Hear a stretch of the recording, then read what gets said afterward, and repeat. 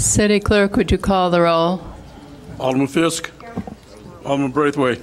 Here. Alderman Nguyen. Here. Alderman Wilson. Here. Alderman Holmes. Here. Alderman Tindem. Here. Alderman Ravel. Here. Alderman Rainey. Here. Alderman Miller. Here. 9-0. We have a quorum. Welcome to the Monday, April 25th meeting of the Evanston City Council. First item on the agenda is Mayor's public announcements and proclamations. It is, as you might be able to tell from my interrupting ANPW, Drinking Water Week, and it is Arbor Day 2016, and it's Municipal Clerks Week. I apologize, Rodney, I don't have your proclamation here, but it is signed and ready. And I have one proclamation to read. I hope I'm pronouncing this correctly. Isla's Originals celebrating its 20th anniversary. Whereas Isla's Originals is a colorful boutique that sells beads, gifts, artist-designed jewelry, and offers design-it-yourself classes. And whereas Isla opened Isla's Originals on April 22, 1996 at 1511 Sherman Avenue, Evanston, Illinois. And whereas Isla's Originals is a treasure trove of beads, gemstones, and jewelry for scores of designers all over the world. And whereas Isla's Originals has become one of the top bead stores in the nation, and whereas Isla's own jewelry collections have been featured in Chicago's world-class Field Museum in conjunction with the special exhibit Pearls, as well as the Art Institute. Now therefore, I, Elizabeth Tisdall, Mayor of the City of Evanston, do hereby proclaim April 25th, 2016 as Isla's Originals Day in the City of Evanston in celebration of its 20th anniversary, and I hope Isla is here to accept this.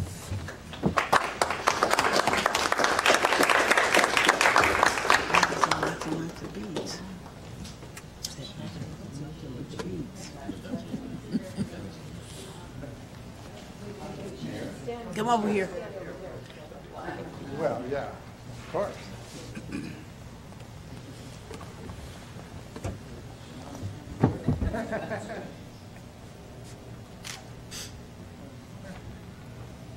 Okay, yeah.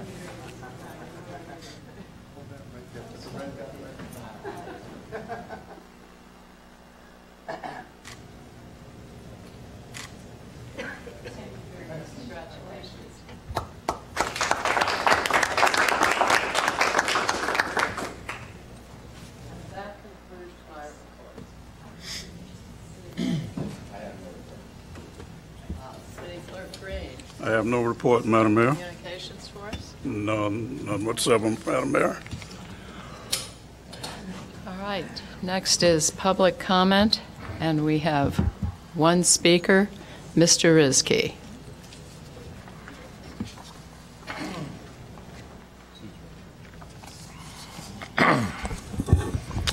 Okay.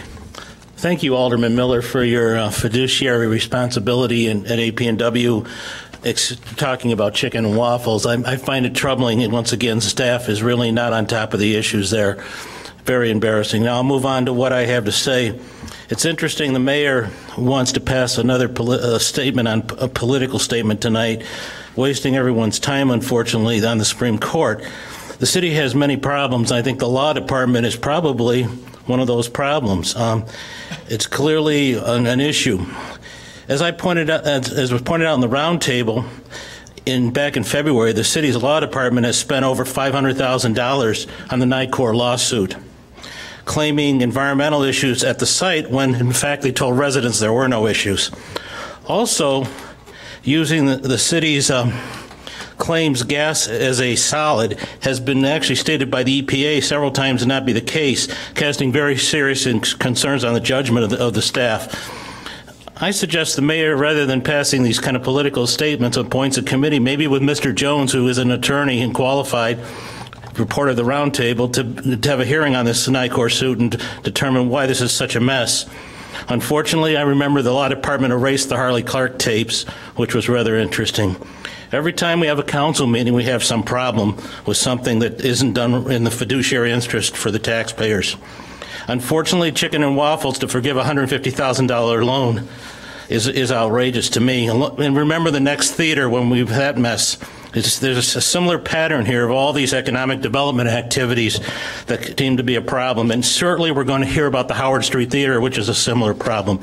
And tonight we have the lease renewal at Ward 8, but I heard, at least in the past, that Ward 8 was going to refinance the loan and get the city out of this. So what's going on here? Are we having another potential problem down the road, possibly?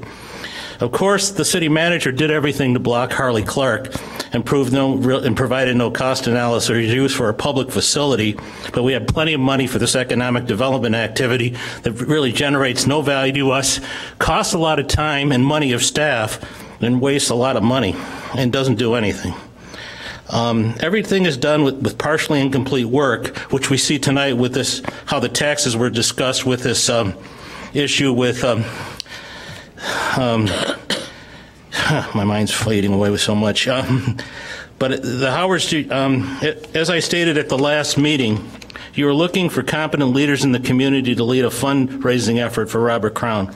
Unfortunately, I feel residents are not going to want to get involved with this when you look at the mess we have. I'll close on this. I almost fell out of my seat laughing when one council member suggested she should get a big raise so she could donate money to Robert Crown. Is this a bad joke, or is it just really nonsensical justification to get an excessive pay raise? Thank you. Thank you. Madeline Ducre.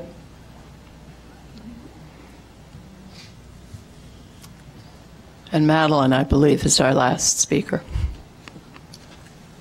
Thank you. Madeline Ducre. Hello, everyone. Good evening. I rush and run into District 65 and here I forgot my speech. But anyway, I'm just going to summarize a little bit what I wanted to say. I wanted to bring up the issue to the council about the shooting that went on Asbury. I'm kind of concerned about that shooting by the police, because at first I thought it was in the neighborhood that the person, the young man who did the shooting. I'm kind of concerned about the taser gun that was used that could not sort of stop this young man. Did we not have some training on that? The taser? And also the shooting. And I don't know if the investigation is finished or not with this incident, but it bothers me because the policeman did the shooting, and it was a BB gun. Grant you, someone said the BB gun looked like a real gun. I can get that, I understand that. My concern is, when the policeman did the shooting, did the young man have the gun, the BB gun pointed at him, at the officer? And I'm not condoning what this young person did, but I am concerned about the training. When or what do we move for the real bullets that's flying around? And the reason, another reason why I'm saying this is because this is not the first shooting that went on in Evanston by the police. And I saw on CNN today with the young man with the BB gun in Cleveland, Ohio, I think, $6 million. $6 million. And there's no wrong that the policeman did. But I would assume the family is getting the $6 million, 1/3 of goes to the lawyer. So I think we need to look into this a little bit more. I think the council need to look into this a little bit more with the training. How is the training going? And the training of the safety of the police officer. Believe me, I'm not saying that there should not be any safety there for the police officer, but the training on when to use that gun and when not to use it. And if we're going to have a shooting, whether it's young people or the policeman, we had better take another look. And I would like to say a little bit more about the Chicken and Waffle, one of my favorite restaurants that was here in this town. We lost it, I'm sorry. Now I have to try to go to Chicago. And Robert Crown, I wanted to say something about that too, because I understand that there's a library that people are trying to get at Robert Crown. We have been trying to get a library here in the 5th Ward for a long time. And I was wondering what happened to that idea. Thank you. Thank you. That concludes citizen Sorry, that concludes citizen comment. We have a special order of business,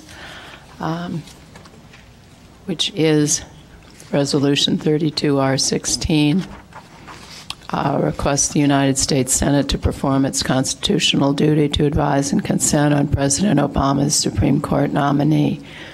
Would someone like to make a motion? It's been moved and seconded. If no one wants to discuss it, they do. Alderman Wilson. I wasn't going to say anything, but I'm going to briefly say that I've heard from a couple of people that, you know, the question is, why do we care? Why will we do this? If other aspects of the government are not doing their jobs, it directly impacts us, or it could directly impact us. And if the state government's not doing their jobs, or the federal government is not doing their job, if HUD isn't giving out guidelines, there are so many levels of government that impact us. I think that it's relevant when it does impact us for us to make a comment and I guess set our expectations that our representatives do their jobs as they're supposed to do them. You know, we're not asking for a specific result. We're just simply asking that people do their jobs. Right. Thank you. Amen to that. All right, all in favor say aye. Aye. Opposed? The ayes have it. Alderman Rainey, could we have the consent agenda, please? Thank you, Madam Mayor. Consent agenda, first item is approval of the minutes, April 18, 2016. Administration and Public Works Committee met this evening and asked you to approve the following: payroll March 21 through April 3rd, $3,010,607.79. The city bills, April 26, $2,872,084.97. We ask you to approve a renewal with SunGuard Public Sector for CAD software license and service agreement in the amount of $69,896. Renewal is requested for a contract with Otis Elevator for elevator service and maintenance in the amount of $60,324.24 for 11 elevators at various city facilities. Renewal of a contract is requested for testing, repair, and certification of fire apparatus and aerial devices with Global Emergency Products in the amount of $72,300. We ask you to approve the purchase of one, this is off the consent agenda, Mr. Chair? 3-4? It is off the, it's been withdrawn. I'm not sure whether. A35 is construction, engineering, and surveying services pre-qualification. We're asking that the city manager be authorized to approve the following 4 firms: Christopher Burke Engineering, Gawalt Hamilton Associates, Hampton Lazzini and Renwick Inc., Thomas Engineering, for the purpose to pre-qualify these firms to provide construction engineering services and surveying services for a 2-year period from May 16, 2016 through April 2018. Asking you to authorize the city manager to execute an engineering services contract for the Dodge Avenue bike lane construction, engineering with HLR Inc., in the amount of $30,728.07. Sole source purchase is requested for a 1-year single source contract for the purchase of concrete and flowable fill with Ozinga Ready Mix Concrete in the amount of $63,100. We're asking your approval also to execute a contract for the Church Street South Pier reconstruction project with Smith Group JJR in the amount of $80,000. Approval is also requested for a contract with Patriot Pavement Maintenance for the 2016 crack sealing program in the amount of $70,000. Thank you. Lakeshore Recycling System requires approval to extend the current solid waste services agreement for an additional 1-year period until October 31, 2017. A change order number 2 is requested with Carollo Engineering for engineering services for the water utility 48-inch diameter intake improvements in the not-to-exceed amount of $3,892. This will extend the contract completion date by 411 days from March 31, 2015 to May 15, 2016. Another change order number 4 with Lake Erie Diving for a 48-inch diameter water intake improvement in the amount of $69,161.52. The contract time will be increased by 289 days to May 15, 2016. Resolution 21R16 is to authorize approval of the Illinois Department of Transportation agency agreement for the Central Street Bridge Phase 1 project. The agreement establishes the maximum amount of grant funding at 80%, not to exceed $352,000. The negotiated final cost for engineering study is $438,100. 80% will be funded by the federal grant, and the $87,700, 20% will be from the capital improvement program. Resolution 28R16 authorizes the city manager to sign preliminary services agreement with IDOT and professional services agreement with Stanley Consultants for the Central Street Bridge Phase 1 engineering study. The engineering study is $438,100, of which $350,400 will be funded by the federal grant, and the remaining of $87,700 from the city's capital program. Resolution 30R16, we're requesting you approve Northwestern University's utility easement agreement on Chicago Avenue for chilled water pipe installation, and a one-time easement fee of $58,035.21 will be paid by the university. Another easement is Resolution 31R16, Northwestern University easement for Emerson Street for another chill water pipe installation for a 50-year period also. The university will fund the project and will be assessed a one-time easement fee of $152,266.98. Resolution 33R16, a lease agreement for Noise Street Theater at the Noise Cultural Arts Center with Mudlark Theater Company for 8 months. Rental rate will be $3,060. They will contribute $3,672 in community service. Resolution 29R16 authorizes the manager to negotiate and execute residential leases for 2 apartments located at 631 Howard Street. For action also is Resolution 35R16, and this is off the consent agenda and will be addressed by the committee chair. This has to do with the chicken and waffles. Ordinance 45016, sale of surplus property, fleet vehicles. These are vehicles owned by the city, will be sold at public auction at the special Northwestern Municipal Vehicle Auction on or about Tuesday, May 10. This is for introduction. For introduction also is Ordinance 43016, amending the city code related to the fee structure for collection and disposal of refuse for condominiums. Ordinance 37016 is for introduction and amends the city code relating to special pickup fee structure. Ordinance 40016 is for action and amends Title 10 of Motor Vehicles and Traffic, having to do with resident-only parking, and deletes Clyde Avenue, Callan Avenue, and Elmwood from Howard to the first alley north of Howard Street.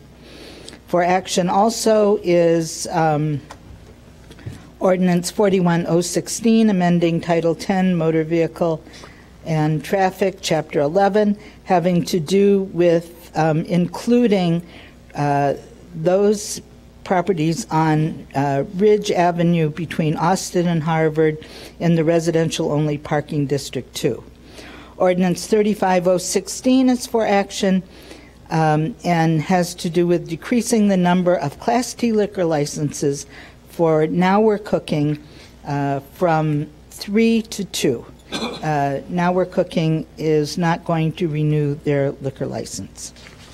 And Madam Mayor has no recommendations for boards and commissions, and I move the consent agenda. Second. It's been moved and seconded to pass the consent agenda. City Clerk, would you call the roll? Alderman Fisk. Aye. Alderman Braithwaite. Alderman Nguyen. Alderman Wilson. Alderman Holmes. Aye. Alderman Tindem. Alderman Ravel. Alderman Rainey. Aye. Alderman Miller. 9-0. 9-0. The consent agenda passes. Alderman Miller, would you walk us through A&PW, please? Sure. So move approval of item A10, resolution 35R16, approving the short sale of 2424 Dempster, formerly known as Chicago's home of chicken and waffles, to new buyer and actions related thereto. Is there a second? Second. Thank you. Okay. What about A3.4? Let's, A3.4. do we have to, Alderman Miller, did you want? Attorney Farrar, do you want to walk through the redemption certificate you have here, the cost of redemption certificate that you provided us? Yes, Madam Mayor, members of council, and City Clerk Green, with respect to the action requested of myself at the committee, I obtained a copy of the Cook County Clerk's tax redemption certificate, which indicates that the taxes at the subject property at 2424 Dempster, the deficiency there is noted in the amount of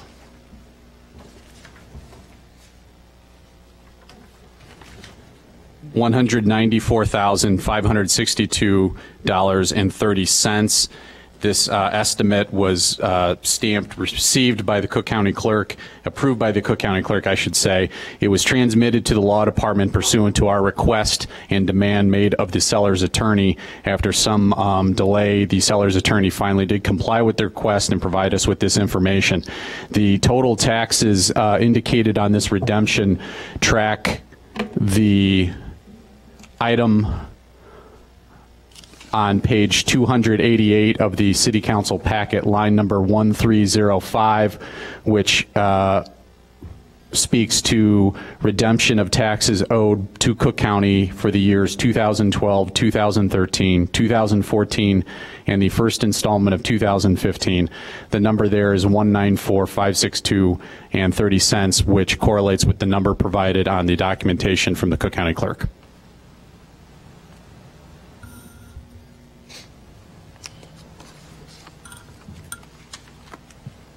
Alderman Rainey.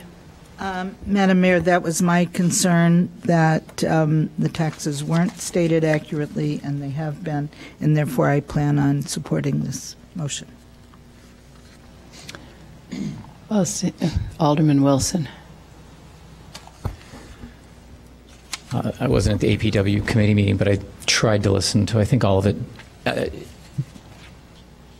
Is agreeing to release the lien for this payment amount, but not releasing the deficiency an option? I mean, in the ordinary universe, it is an option. Is there any reason why we cannot structure it that way in this situation?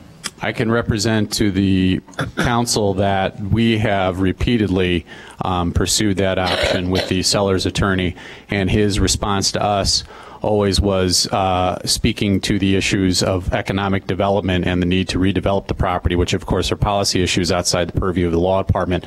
With respect to structuring the deal, we did our level best to frame it in such a way.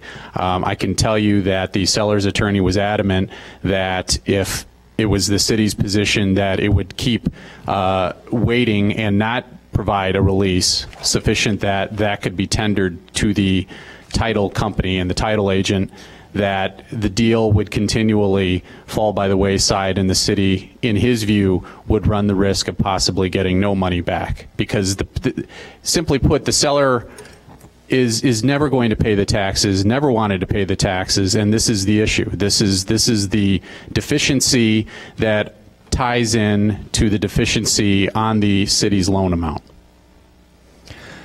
What if we simply delivered the payoff letter without the release of the deficiency? we can structure the payoff letter in such a way to say that the city would accept the $59,000 and expressly reserves and does not waive any rights to collect any other amounts owed. And we will see. But release the mortgage, of course. And we could release the mortgage. And we could deliver at the closing. We could have somebody there with the actual release of the mortgage. Correct. Alderman Rainey.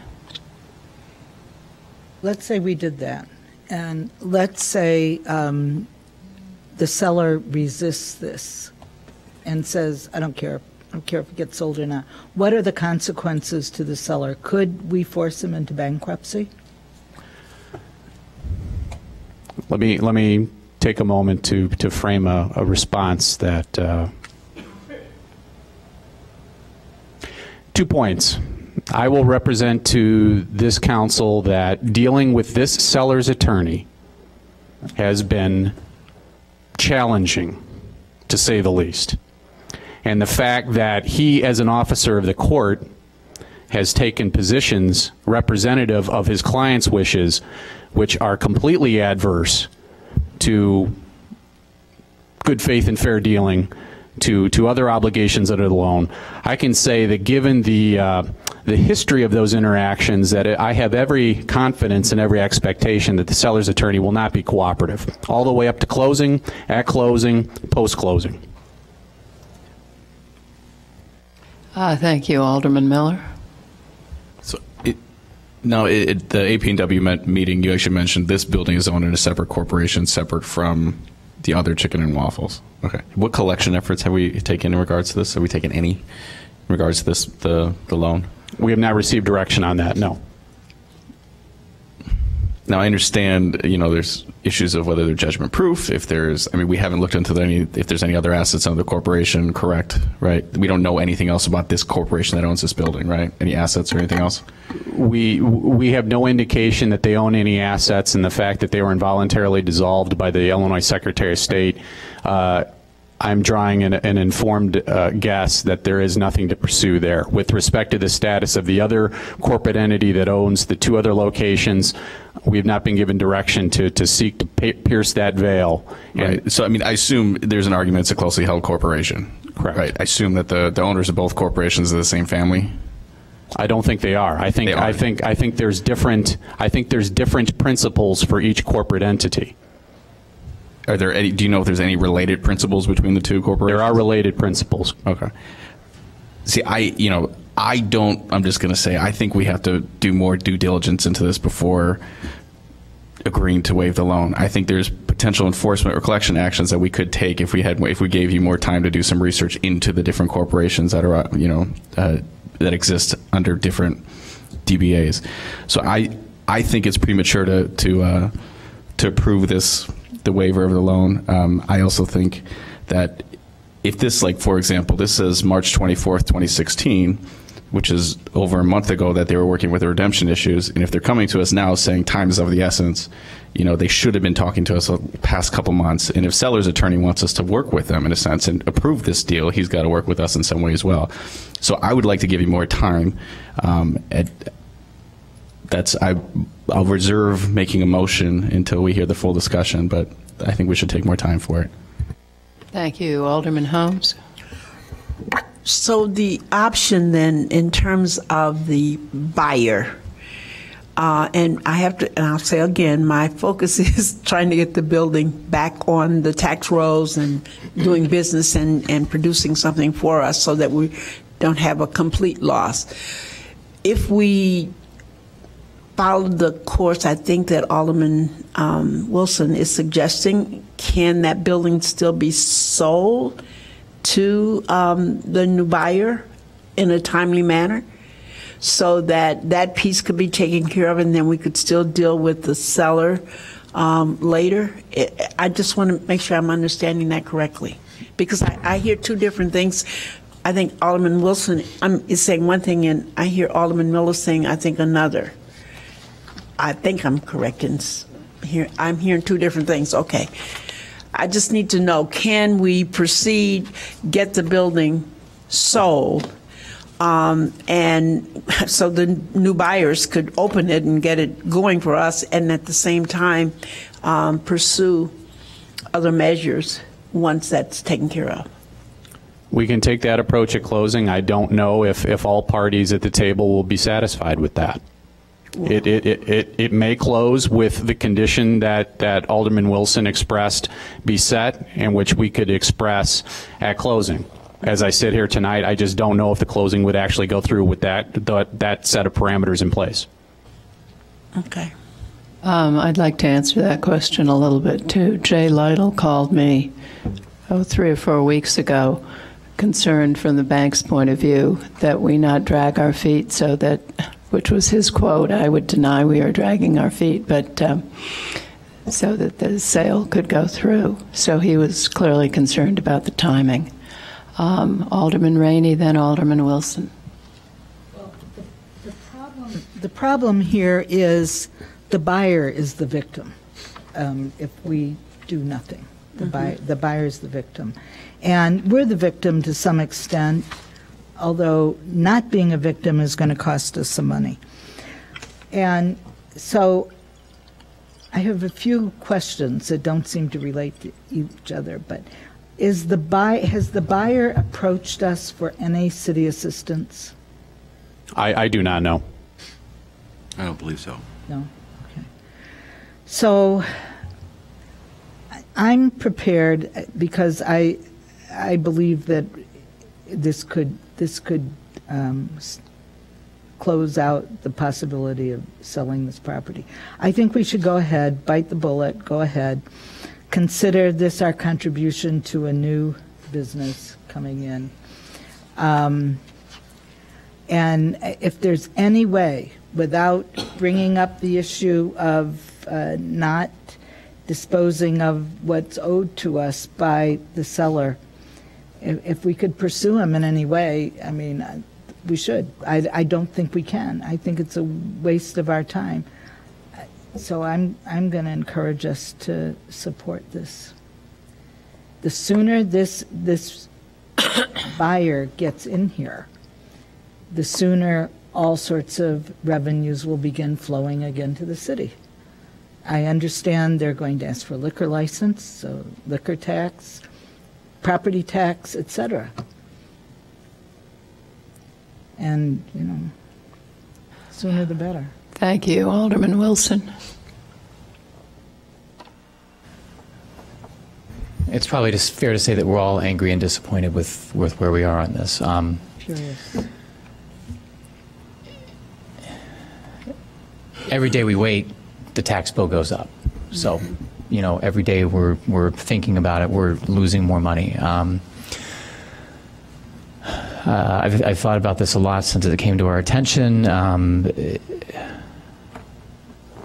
But if the sale doesn't go through, and these things, they are time sensitive. We don't know exactly how much more time, if any time, the tax buyer is going to extend the redemption period. So if they decide, you know what, done waiting, I'm just going to go file my petition. Now we have an entirely different problem. Now we run the risk of not getting anything. So I certainly don't want to double down, you know, to try to get a little bit more at the risk of not getting what we're in line to get.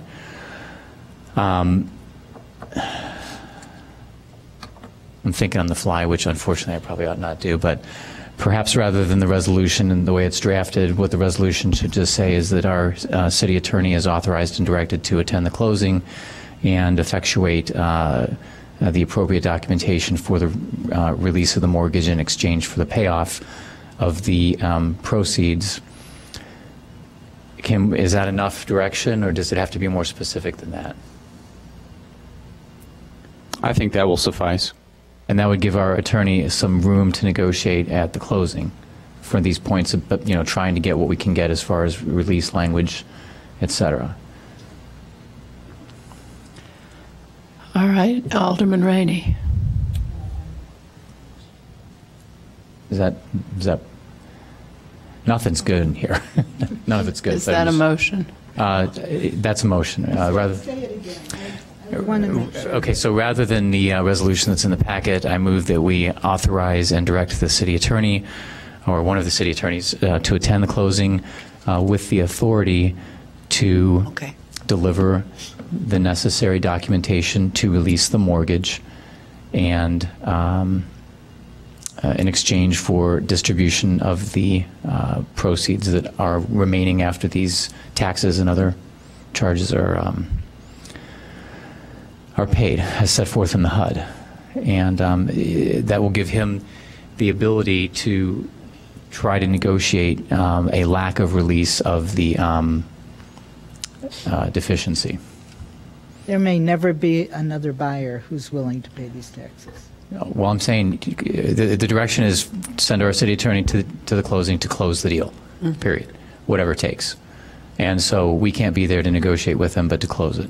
Right. Whatever it takes to get the money. Don't That's go to what you meant by closing. the authority. Yeah, don't go to the closing and come home without a check. So that's what you meant by with the authority. Right. Absolutely. Right. Okay. I like the way you said it, just don't go with it. Come home Don't with come a home check. without a check. That's perfect. Alderman Miller. So, Attorney Farrar, we're also we're secondary as a creditor in this, right? It's First Bank and Trust is first. Correct. Is that just an aside in regards to our other loans under this program? Are we usually? I mean, I assume they're all structured differently. Are we mostly secondary in those loans? I know it's hard for you to come off the top of your head that you know every single one of these contracts we have, but under your recollection, is it our practice that we're secondary? Let me think for a minute. I think with respect to the novel circumstances of this particular transaction, the way it was structured, we were secondary. I don't believe that protocol obtains in other situations, and we can certainly follow up with you to confirm that. But this is an outlier. Thank you, Alderman Rainey. Just to be clear, the Howard Street loans we're all primary. We're first. Thank you. Those are different kinds of loans, right? We were the bank. We were- did the only loan. Well, that's what I thought. And they're all being paid on time. And that's the same thing with the contractors thing on Church Street, if I remember. So I can't think of any time that we have not been other than this, and this was a different kind of setup. All right, let's vote on Alderman Wilson's amendment to the Resolution 35R16. Second. Thank you. City Clerk, would you call the roll? Alderman Fisk. Alderman Braithwaite. Alderman Nguyen. Aye. Alderman Wilson. Alderman Holmes. Aye. Alderman Tindem. Alderman Revelle. Alderman Rainey. Alderman Miller. I'll take a minute too. I don't see how we can go, given the numbers here, we can go to closing and get anything from it. Given the settlement charges here to seller, line 1400, it's $318,000. The payoff of the first mortgage is $186,000. So and that brings us, and there's various fees, that brings us to $540. So I still don't, I don't think we're going to be able to get anything at closing as a result of this. I would rather actually take more time and pursue other actions against the holders of the loan, potentially by examining their corporate structure and seeing if there's a possible lawsuit in that regard. So I'll lose, but I don't think we'll get anything at closing, so I'm going to vote no. Well, the HUD statement doesn't say we get nothing, so you're Saying mistaking. negotiating in a sense, yeah. But Well, I mean, you're saying that we're not secondary. going to get anything. No, I said I already in don't there. think we will. I mean, I don't know. We don't know.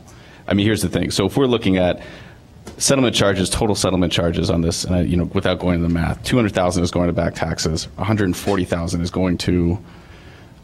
I'm sorry, $190,000 is going to the first bank and trust in a sense. I just don't know if there's much wiggle room at closing. I'd rather pursue other enforcement actions against it. The authority that I just set out in the motion. Point of order. This is totally outrageous and beyond any possible parliamentary procedure allowed.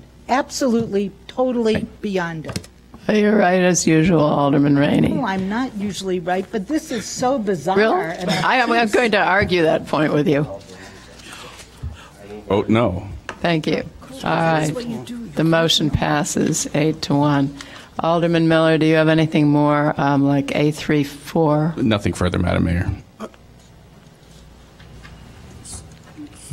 So is it just off? So that's just withdrawn? Yes, we'll withdraw. Okay. All right. All right. We are at call of the wards. Alderman Fisk. Thank you, Madam Mayor. I want to announce a special First Ward meeting for anyone interested in the future and condition of the dog beach. It's going to be this Saturday at 10 a.m. here, I believe, in the Parasol Room. You may need all that room. Thank you. Alderman Braithwaite. Thank you. Alderman Nguyen. Yes, I want to remind everyone in the Third Ward, we're having a town hall meeting on Thursday, March 5th at Lincoln School from 7 to 8:30. May 5th, sorry. A little tired.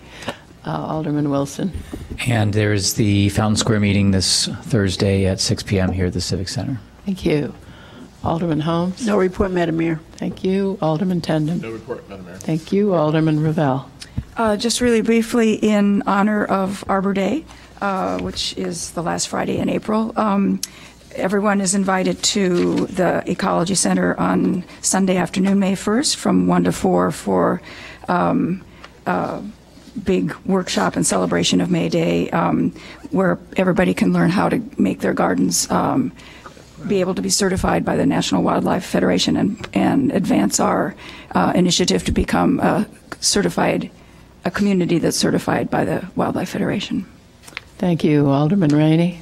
Thank you, Madam Mayor. I want to make a reference. I'm not sure what date this is because it got a little confusing. Refer to the next possible council meeting, a reference regarding taxi concerns and relief to the taxi industry in the city of Evanston. It's May 9th. Thank you. May 9th. Alderman Miller. No report, Madam Mayor. Thank you. Believe we do not have an executive session, so is there a motion to adjourn? Second? I'll second it.